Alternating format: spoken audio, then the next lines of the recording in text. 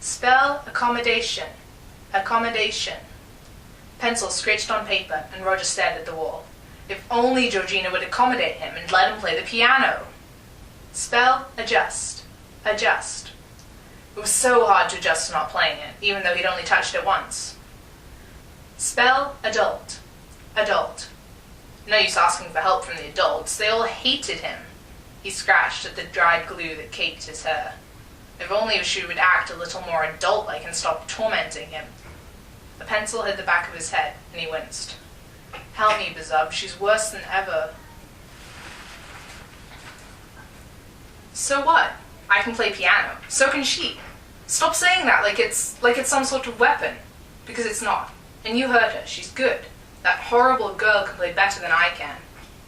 The leaves of the oak tree rustled gently. No, I can't. I'm frightened, Bezub. I'm frightened and alone with only a tree to protect me. And let's face it, all you've ever protected me from is the sun. He sighed. I know I haven't gotten sunburn recently, but that's not the point. Why do I even talk to you? You're just a tree. A tree. He jumped to his feet and glared at it.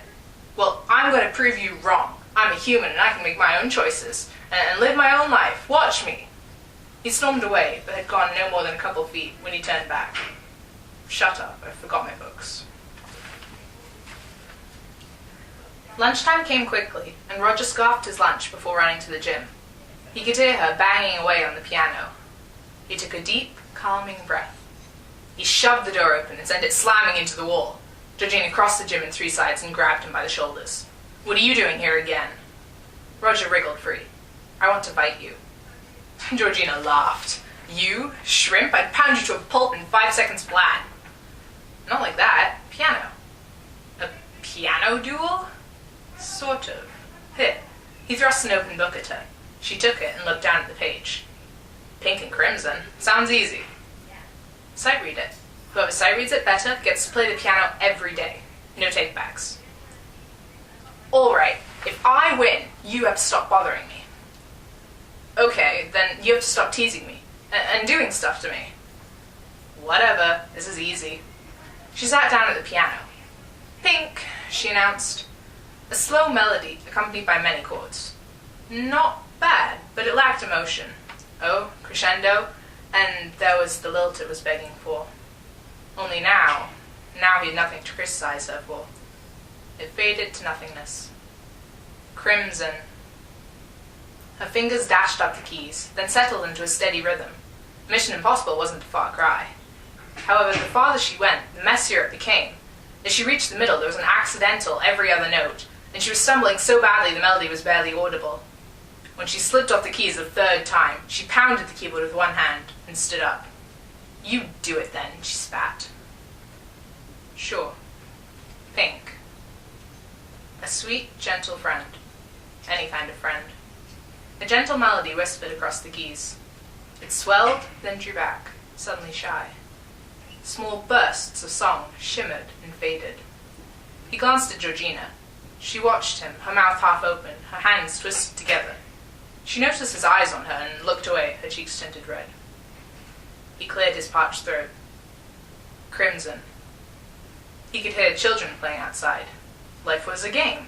Low melody built up, peaked, and cascaded down the keyboard. A rubber ball bouncing at an impossible speed, bright, colorful, joyful. Not on a mission, but taking advantage of the life he had. He played it like it was his last day on Earth, not set out to achieve, but to enjoy. The notes were buoyant. They were carrying him away into the clouds. Then they popped and left him to slam back into the earth. The silence reverberated as loudly as the notes had. Georgina turned. I guess I'll go then. She walked slowly toward the door, hunched over, hands in her pockets. Roger shifted and scratched his neck, as much as he wanted the piano. Wait. I'm not going to stay and listen to you gloat, freak, she snapped, but her voice wavered. I was going to ask if you wanted to stay. Oh, she turned back. Could I? I mean, you don't have to let me. He nodded. She bit her lip. You played rather well. Thanks. She walked over to to the piano. Will you play something else? Roger pulled out another book and gazed at Georgina, one eye crooked, but both eyes on her. Do you want to learn a duet?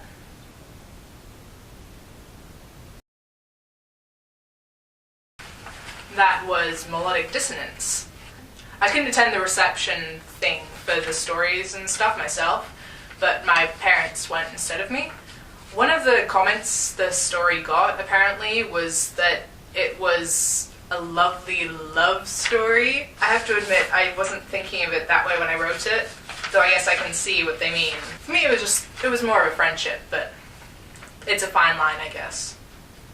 When I wrote this for my writer's craft class, I think one of my favorite things about the comments I got back from that was my teacher really liked the way I did my description. He liked the description of the music, the way life was a game, there's a rubber ball bouncing up and down, and the music is characterized by the images.